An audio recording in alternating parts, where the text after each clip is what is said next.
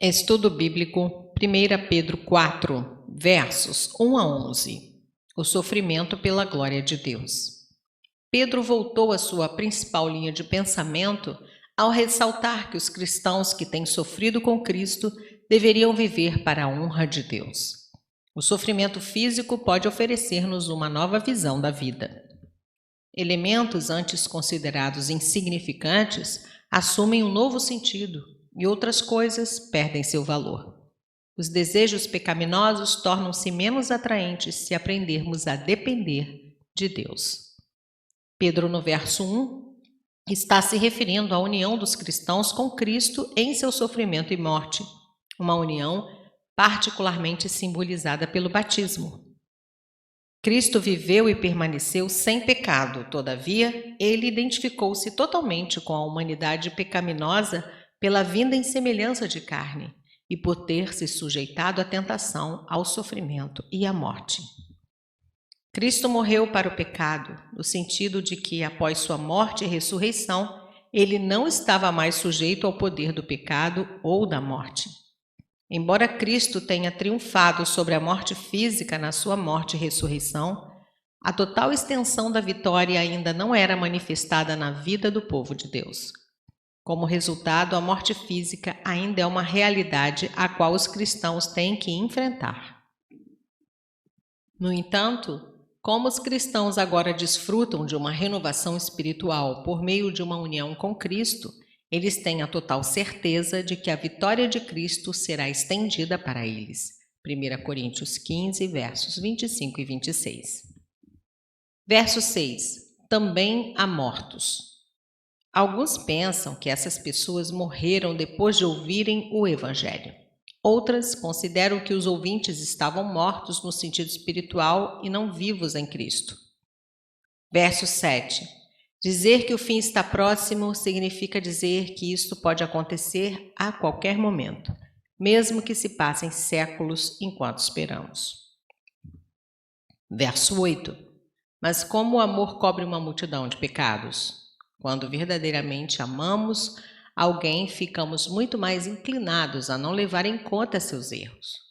Quando alguém peca contra nós, o amor suplanta o nosso impulso de vingança.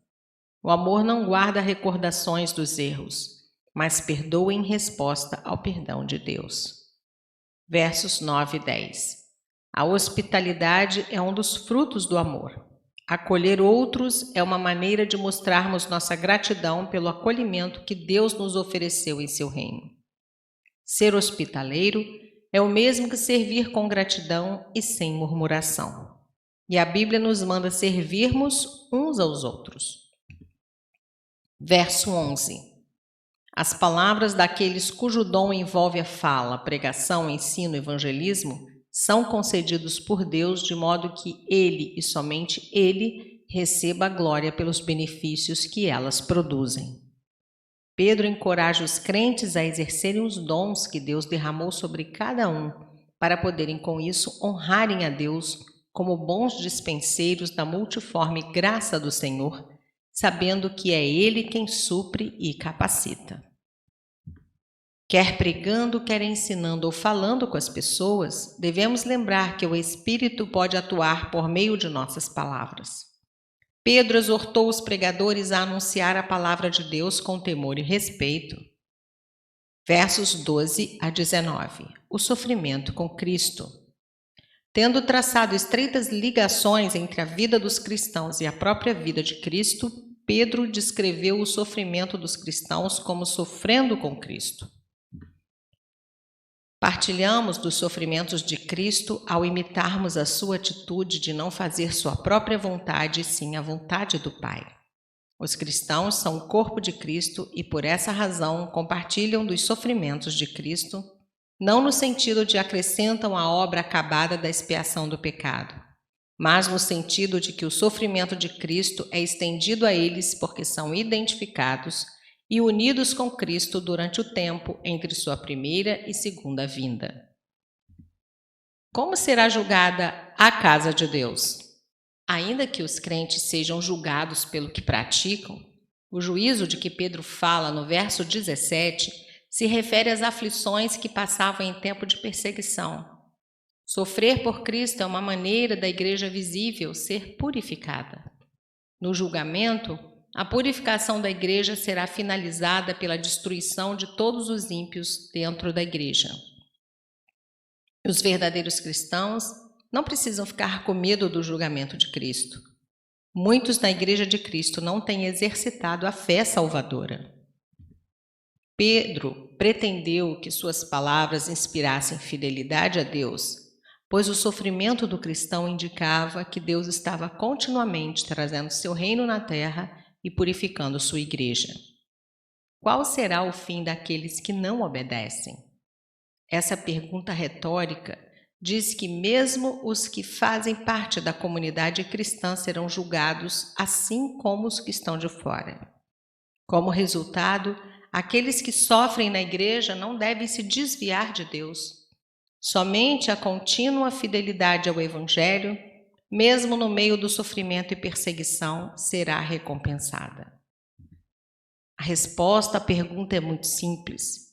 Estando na igreja ou fora dela, o que vai trazer maldição e condenação na hora do julgamento é a desobediência. Verso 18.